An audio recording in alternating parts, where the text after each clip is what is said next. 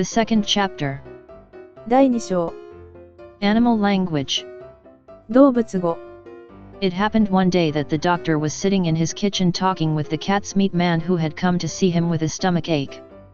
ある日のこと、博士が台所に座って、腹痛で訪ねてきた猫の肉屋と話をしていた時のことです。Why don't you give up being a people's doctor, and be an animal doctor? Asked the cat's meat man. 人間の医者を辞めて、動物の医者になったらどうだと猫マンマは尋ねた。The parrot, Polynesia, was sitting in the window looking out at the rain and singing a sailor song to herself. She stopped singing and started to listen. オウムのポリネシアは、窓際に座って雨を眺めながら、船乗りの歌を口ずさんでいた。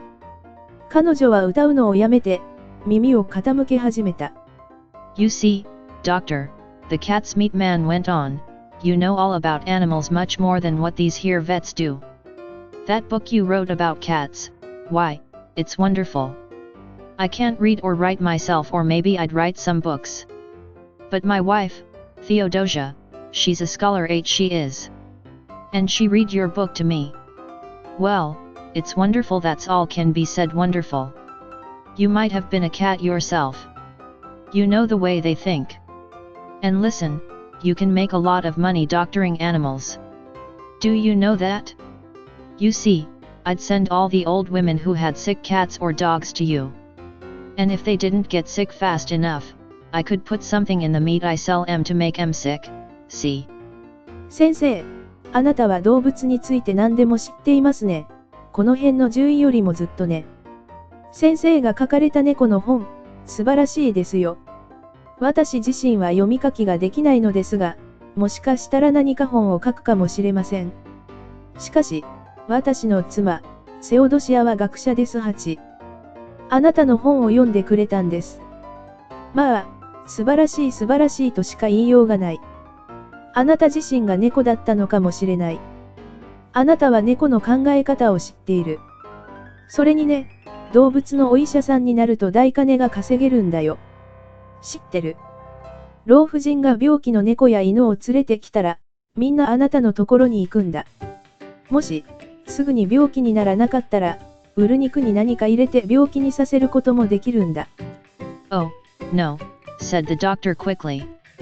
You mustn't do that. That wouldn't be right. ああ、ダメだと博士はすぐに言った。そんなことしちゃダメだ。それはいけないことだ。Oh, I didn't mean real sick, answered the cat's meat man. Just a little something to make them droopy like was what I had reference to.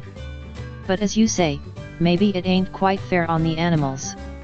But they'll get sick anyway, because the old women always give too much to eat. And look, all the farmers round about who had lame horses and weak lambs, they'd come. Be an animal doctor. ああ、本当の病気じゃないんだ。猫の肉屋は答えました。ただ、ちょっとだけ、垂れ下がるようなものがあればいいと思っていたんです。しかし、あなたが言うように、それは動物にとってかなり公平ではないかもしれません。でも、どうせ病気になるんだ、年寄りがいつも食べさせすぎるから。馬や子羊が弱った農家はみんな来るんだ。動物のお医者さんになりなさい。When the cat's meat man had gone, the parrot flew off the window onto the doctor's table and said, キャッツミートマンが去ると、オウムは窓から博士のテーブルに飛んできていった。That man's got sense. That's what you ought to do. Be an animal doctor. Give the silly people up if they haven't brains enough to see you're the best doctor in the world. Take care of animals instead, they'll soon find it out. Be an animal doctor. あの人は頭がいい。あの人はセンスがある。動物のお医者さんになりなさい。愚かな人々は諦めなさい。もし彼らが、あなたが世界一の医者だとわかるだけの頭脳を持っていないなら、代わりに動物の世話をするんだ。彼らはすぐに気づくだろう。動物の医者になるんだ。Oh, there are plenty of animal doctors, said John Dolittle, putting the flower pots outside on the windowsill to get the rain. ああ、動物のお医者さんはたくさんいるよ。ジョン・ドリトルは植木鉢を窓辺に置いて雨をしのぎながら言いました。Yes, there are plenty, said Polynesia. But none of them are any good at all. Now listen, doctor, and I'll tell you something. Did you know that animals can talk? ポリネシアは言ったそう。たくさんいるよ。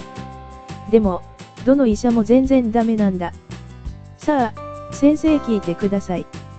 動物が喋ることを知っていますか？ I knew that parrots can talk, said the doctor. オウムが話せることは知っていました。と博士は言いました。Oh, we parrots can talk in two languages, people's language and bird language, said Polynesia proudly. If I say, Polly wants a cracker, you understand me. But hear this, ka-ka-oi, fi-fi. 私たちオウムは、人間の言葉と鳥の言葉の2種類の言葉を話すことができるんですよとポリネシアは誇らしげに言った。私がポリーがクラッカーを欲しがっていると言えば、君たちは私の言うことがわかるだろう。でも、こう言ってみてください。か、おい、フィ、フィ。Good gracious, cried the doctor. What does that mean? なんということだ。と博士は叫んだ。それはどういう意味ですか？ That means, is the porridge hot yet? In bird language. 鳥語でお粥はまだかって意味だよ。My. You don't say so, said the doctor. You never talked that way to me before. なんと。あら。そんなこと言わないの。博士は言った。そんな風に言ったことはないだろうと博士は言った。What would have been the good, said Polynesia, dusting some cracker crumbs off her left wing. You wouldn't have understood me if I had.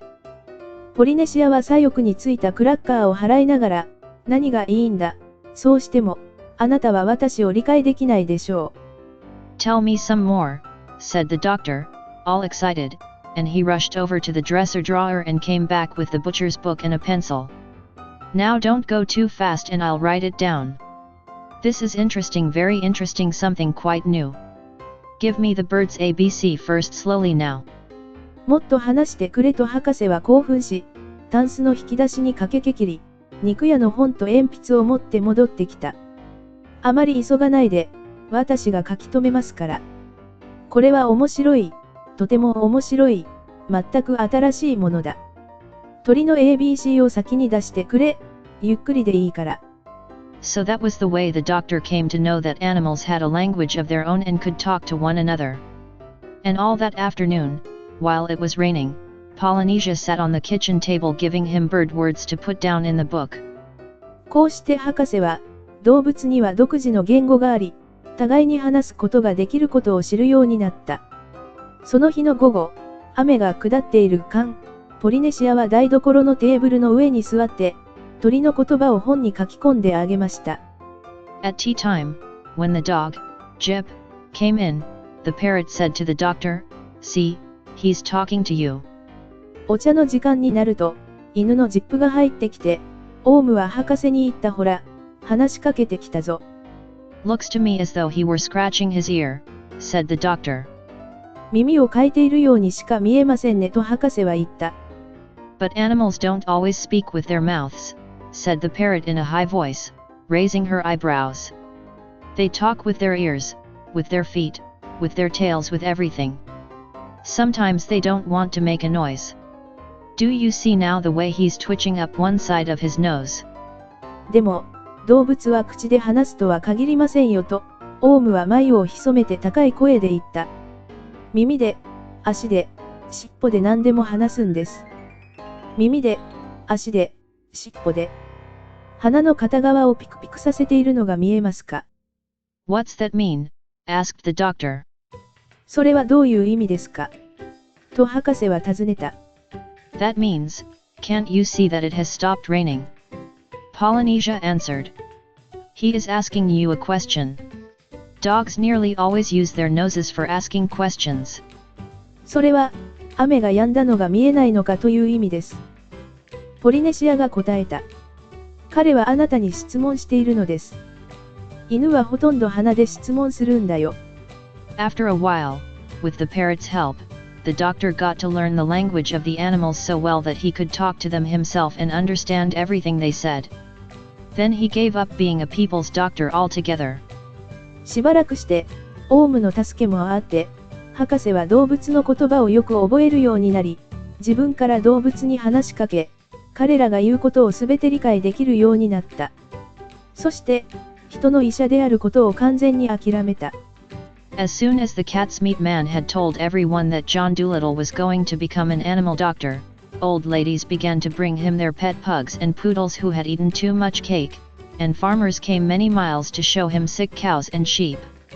キャッツ、ミートマンが、ジョン、ドリトルは動物の医者になるとみんなに話すと、老婦人がケーキを食べ過ぎたペットのパグやプードルを持ってくるようになり、農夫が病気の牛や羊を店に何キロもやってくるようになった。One day a plow horse was brought to him, and the poor thing was terribly glad to find a man who could talk in horse language. ある日、工作用の馬が彼のところに連れてこられ、かわいそうに、馬の言葉で話ができる人を見つけて、ひどく喜んだ。You know, doctor, said the horse, that vet over the hill knows nothing at all. He has been treating me 6 weeks now for spavins. What I need is spectacles. I am going blind in one eye. There's no reason why horses shouldn't wear glasses, the same as people. But that stupid man over the hill never even looked at my eyes. He kept on giving me big pills. I tried to tell him, but he couldn't understand a word of horse language. What I need is spectacles. 先生、あの丘の上の獣医は何も知らないんですよ。もう6週間もスパビンの治療を受けているんだ。私に必要なのはメガネなんです。片方の目が見えなくなりそうなんだ。馬がメガネをかけてはいけない理由はない。人間と同じだ。でも丘の上のバカ男は私の目を見ようともせず彼は私に大きな錠剤を与え続けました。私は彼に言おうとしたが、彼は馬の言葉を理解することができなかった。私に必要なのはメガネなんです。Of course, said the doctor. I'll get you some at once. もちろんですと医者は言った。すぐに用意しますよ。I would like a pair like yours, said the horse only green. They'll keep the sun out of my eyes while I'm plowing the 50-acre field. あなたのようなメガネが欲しいです馬は言った緑色だけです50エーカーの旗を耕している間、日差しを遮ってくれるんだ。Certainly, said the doctor. Green ones you shall have. もちろんですと博士は言った。緑のやつをやろう。You know, the trouble is, sir, said the plow horse as the doctor opened the front door to let him out. The trouble is that anybody 13 thinks he can doctor animals just because the animals don't complain. As a matter of fact, it takes a much cleverer man to be a really good animal doctor than it does to be a good people's doctor. My farmer's boy thinks he knows all about horses. I wish you could see him. His face is so fat he looks as though he had no eyes and he has got as much brain as a potato bug. He tried to put a mustard plaster on me last week. 困ったことに、先生が玄関のドアを開けて外に出すと、工作馬は言った困ったことに、動物が文句を言わないからといって、誰でも13動物を治療できると考えてしまうんです。実のところ、本当にいい動物の医者になるには、いい人間の医者になるよりもずっと賢い人間が必要なのだ。うちの農家の息子は、馬のことなら何でも知っていると思ってる。顔が太っていて目がないようにまみえるし、頭脳はジャガイモ虫と同じくらいだ。先週は私に絆創膏を貼ろうとしたんです。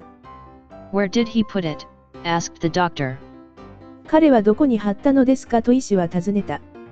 Oh, he didn't put it anywhere on me, said the horse. He only tried to. I kicked him into the duck pond. ああ、彼はどこにも貼らなかったよ。僕の上にねと馬は言った彼はそうしようとしただけだ。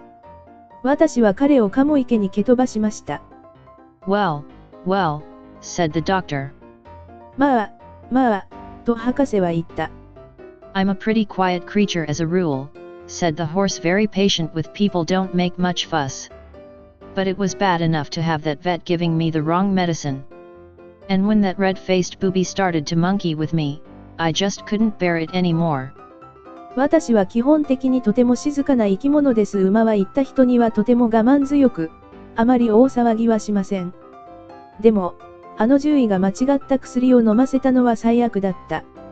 それに、あのあから顔のお化けが私をいじめるようになったら、もう我慢できなくなっちゃって。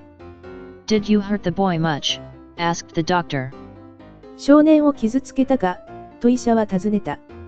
Oh, no, said the horse. I kicked him in the right place. The vet's looking after him now. When will my glasses be ready? ああ、いやと馬は言った。正しい場所を蹴ったんだ。獣医が今見ています。私のメガネはいつ出来上がりますか？ I'll have them for you next week, said the doctor. Come in again Tuesday. Good morning. 来週には用意しますと医者は言った。また火曜日に来てください。おはようございます。Doctor testing having horse with spectacles on read eye chart. メガネをかけた馬の視力検査をする先生。He could see as well as ever.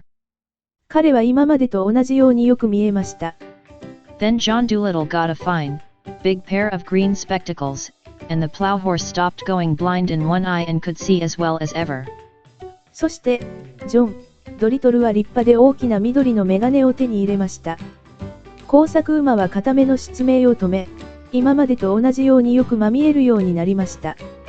And soon it became a common sight to see farm animals wearing glasses in the country round Puddleby, and a blind horse was a thing unknown. そしてすぐに、パドルビー周辺の田舎では、メガネをかけた家畜を見るのが普通の光景となり、盲目の馬は未知の存在となった。And so it was with all the other animals that were brought to him. As soon as they found that he could talk their language, they told him where the pain was and how they felt, and of course it was easy for him to cure them. そして、彼のところに連れて来られた他の動物たちも同様であった。彼が彼らの言葉を話すことができるとわかるとすぐに、彼らはどこに痛みがあるか、どう感じているかを彼に話した。Now all these animals went back and told their brothers and friends that there was a doctor in the little house with the big garden who really was a doctor.